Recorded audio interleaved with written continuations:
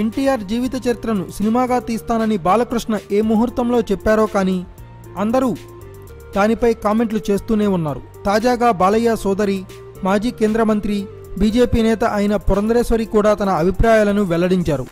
ఎన్టీఆర్ను పదవీచ్యుతుణ్ణి చేసినప్పటి viceroy hotel రాజకీయంలో అందరూ పాత్రదారులేనని, బాలయ్య కూడా అందులో ఉన్నారని, అవన్నీ సినిమాలో చూపించాలని అన్నారు. ఎన్టీఆర్ జీవితానికి సంబంధించిన ప్రతి అంశాన్ని చూపించాల్సిన బాధ్యత తన తమ్ముడు బాలయ్యపై ఉందని ఆమె అన్నారు. ఎన్టీఆర్ జీవితం తెరిచిన పుస్తకమని, ప్రజలకు అంతా తెలుసు కాబట్టి ఏమీ దాచకుండా చూపించడం మంచిదని సూచించారు. వైస్రాయ్ హోటల్లో ఎన్టీఆర్కు వ్యతిరేకంగా కుట్ర జరిగినప్పుడు తన భర్త దగ్గుపాటి వెంకటేశ్వరరావు కూడా వెళ్లారని, ఆయన్ను ఆపడానికి తాను ప్రయత్నించినా వినలేదని చెప్పారు. ఈ సినిమాలో అదంతా చూపించినా తనకు అభ్యంతరం లేదన్నారు. ఎన్టీఆర్ రెండో పెళ్లి విషయంలోనూ తనకు అభ్యంతరం లేదని, అది ఎన్టీఆర్ ఇష్టప్రకారం జరిగిందని పురంధరేశ్వరి చెప్పారు.